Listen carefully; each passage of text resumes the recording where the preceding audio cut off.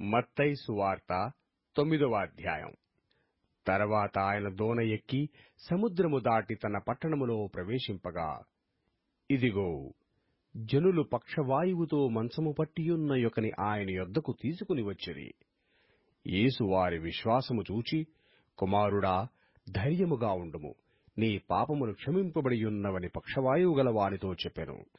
ఇదిగో, శాస్త్రులలో కొందరు ఇతడు దేవదూషణ చేయుచున్నాడని తమలో తాము అనుకొనగా, యేసు వారి తలంపులు గ్రహించి, మీరెందుకు మీ హృదయములలో దురాలోచనలు చేయుచున్నారు? నీ పాపములు క్షమింపబడియున్నవని చెప్పుట సులభమా, లేచి నడువుమని చెప్పుట సులభమా?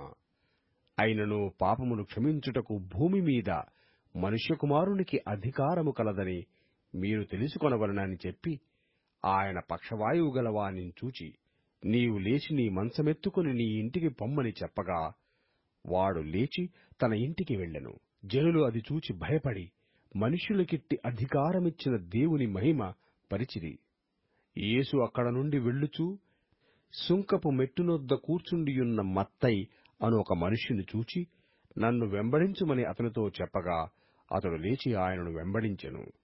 ఇంటిలో భోజనమునకు యేసు కూర్చుండియుండగా, ఇదిగో, సుంకరులను పాపులను అనేకులు వచ్చి ఆయన యొద్దను ఆయన శిష్యుల యొద్దను కూర్చుండిరి. పరిసయ్యులు అది చూచి, మీ బోధకుడు సుంకరులతోనూ పాపులతోనూ కలిసి ఎందుకు భోజనము చేయుచున్నాడని ఆయన శిష్యులనడిగిరి.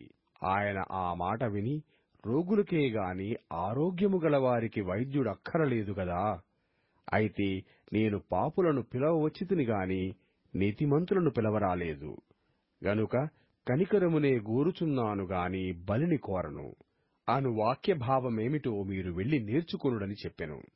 అప్పుడు యోహాను శిష్యులు ఆయన యొద్దకు వచ్చి, పరిసయ్యులను మేమును తరచుగా ఉపవాసము చేయుచున్నాము గాని నీ శిష్యులు ఉపవాసము చేయరు, దీనికి హేతువేమని ఆయనను అడుగగా, యేసు, పెండ్లి కుమారుడు తమతో కూడా నుండు కాలమున పెండ్లి ఇంటి వారు దుఃఖపడగలరా? పెండ్లి కుమారుడు వారి యొద్ద నుండి కొనిపోబడు దినములు వచ్చును, అప్పుడు వారు ఉపవాసము చేతురు. ఎవడునూ పాత బట్టకు కొత్త బట్ట మాసిక వేయుడు. వేసిన ఎడల ఆ మాసిక బట్టను వెలితిపెరచును, చినుగు మరి ఎక్కువగును. మరియు పాత తిత్తులలో క్రొత్త ద్రాక్షారసము పోయరు, పోసిన ఎడల తిత్తులు పిగిలి ద్రాక్షారసము కారిపోవును, తిత్తులు పాడగును. అయితే క్రొత్త ద్రాక్షారసము క్రొత్త తిత్తులలో పోయుదురు, అప్పుడు ఆ రెండును చెడిపోకయుండునని చెప్పెను. ఆయన ఈ మాటలు వారితో చెప్పుచుండగా, ఇదిగో, ఒక అధికారి వచ్చి ఆయనకు మ్రొక్కి, నా కుమార్తె ఇప్పుడే చనిపోయినది, అయినను నీవు వచ్చి నీ చెయ్యి ఆమె మీద ఉంచుము, ఆమె బ్రతుకుననెను. యేసు లేచి అతని వెంట వెళ్ళెను. ఆయన శిష్యులు కూడా వెళ్ళిరి.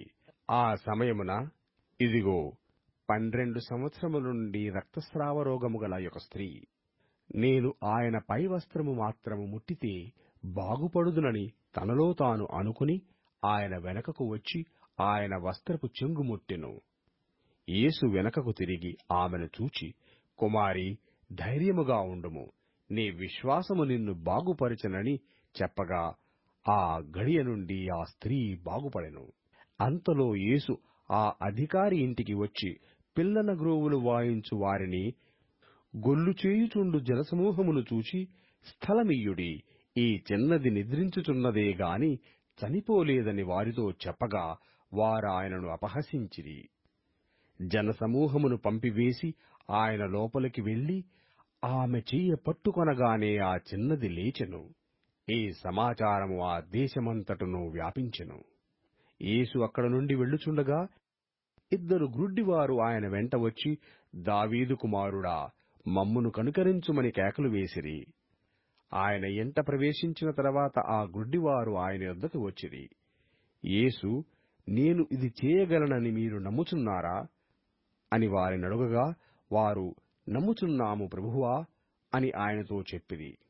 అప్పుడు ఆయన వారి కన్నులు ముట్టి, మీ నమ్మిక చొప్పున మీకు కలుగుగాక అని చెప్పినంతలో వారి కన్నులు తెరవబడెను. అప్పుడు యేసు, ఇది ఎవరికినీ తెలియకుండా చూచుకొనుడని వారికి ఖండితముగా ఆజ్ఞాపించెను. అయినను వారు వెళ్లి ఆ దేశమంతటా ఆయన కీర్తి ప్రచురము చేసిరి. యేసును ఆయన శిష్యులను వెళ్ళుచుండగా కొందరు దయ్యము పట్టిన యొక్క మూగవాని ఆయన యొద్దకు తీసుకుని వచ్చిరి. దయ్యము వెళ్ళగొట్టబడిన తర్వాత ఆ మూగవాడు మాటలాడగా జనసమూహములు ఆశ్చర్యపడి, ఇజ్రాయేలులో ఈలాగు ఎన్నడూనూ కనబడలేదని చెప్పుకొనిరి. అయితే పరిసయ్యులు, ఇతడు దయ్యముల అధిపతి వలన దయ్యములను వెళ్ళగొట్టుచున్నాడని చెప్పి, యేసు వారి సమాజ మందిరములలో బోధించుచు రాజ్యసువార్త ప్రకటించుచు ప్రతి విధమైన రోగమును ప్రతి విధమైన వ్యాధిని స్వస్థపరచుచు సమస్త పట్టణములయందును గ్రామములయందును సంచారము చేసెను. ఆయన సమూహములను చూచి వారు కాపరిలేని గొర్రెల వలె విసిరి చెదిరియున్నందున వారి మీద కనికరపడి, కోత విస్తారమే గాని పనివారు కొద్దిగా ఉన్నారు గనుక తన కోతకు పనివారిని పంపుమని కోత యజమానుని వేడుకొనుడని తన శిష్యులతో చెప్పెను.